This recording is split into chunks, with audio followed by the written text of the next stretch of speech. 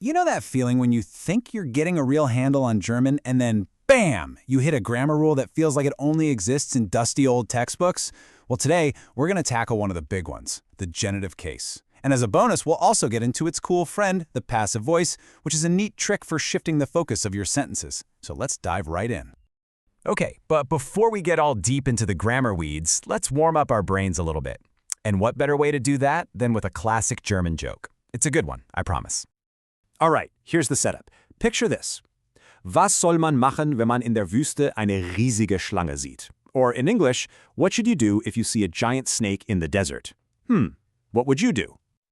Well, the punchline is, it totally depends on what you think the word Schlange means. See, Schlange can mean a giant snake, and yeah, in that case, you should definitely run for your life. But it can also mean a long line of people. And if that's the case, the very German thing to do is to just get in the back of the line. It's a fantastic little pun, right? Okay, so with our brains all warmed up from that little joke, let's see how this ties into our first grammar topic. And to do that, we're going to look at a super famous book title. You've probably heard of The Name of the Rose by Umberto Eco, right? Well, in German, the title is Der Name der Rose. Now, if you've been studying your German articles, you might be looking at that and thinking, wait a second, something here is a little off. Here's the puzzle. Rose is a feminine noun, right? It's die Rose. So why on earth is the title using der Rose? Der is usually for masculine nouns in the nominative, or maybe for feminine nouns in the dative. But what's it doing here?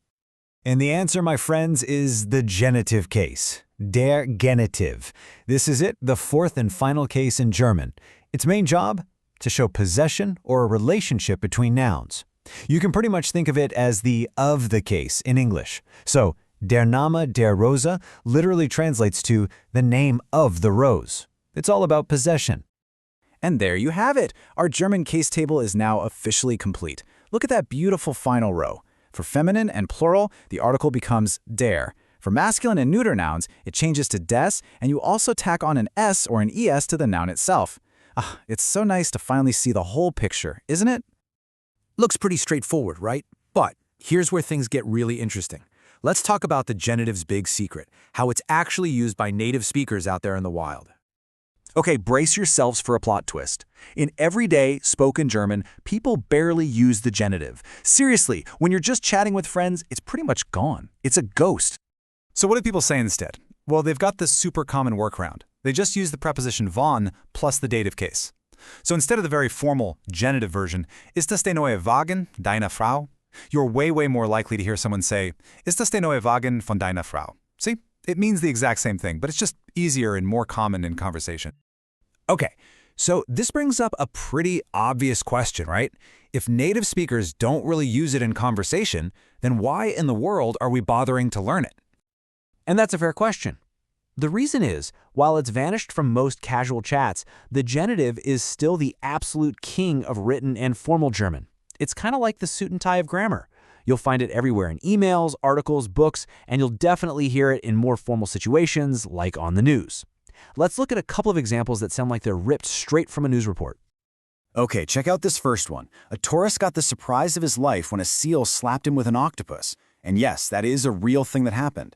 But that phrase, the surprise of his life, in German, that's der Überraschung seines Lebens. That seines Lebens is pure genitive. A news anchor would 100% say it that way. And here's another example. To say Trump's comments, in formal German, you'd see Trump's Kommentare. This shows us how to do possession with proper names. It's actually super simple. You just add an S to the end of the name. But, and this is super important, there's no apostrophe. That's a big difference from English, so keep an eye out for that. All right, so that's the genitive case, the case you'll read more than you'll speak. Now let's totally switch gears and talk about its friend for today, the passive voice. This is such a cool tool because it lets you look at an action from a completely different perspective. So take a look here. On the left, we've got the active voice. The focus is on who is doing the action. The children wash the dog. The kids are the stars of the show. But on the right, we have the passive voice. Here, we've shifted the spotlight. Now the focus is on what's receiving the action. The dog is washed. The action's the same, but we've basically changed the main character of our sentence. So how do you actually build one of these passive sentences? It's actually not that hard. Think of it like a simple 3-step recipe. Let's walk through it. Okay, step 1. The object of your active sentence becomes the new subject. So, den Hund becomes der Hund. Easy. Step 2. You need a helping verb, and for the passive voice, that verb is werden. You'll conjugate it to match your new subject. And finally, step 3. Take your main verb, in this case washing, and pop its past participle, which is gewaschen, at the very end of the sentence. And that's the whole formula. But what if you still want to say who or what caused the action? Well, you've got 2 main choices. If a person or a living thing did it, you use von plus the dative. So, the dog is washed by the children.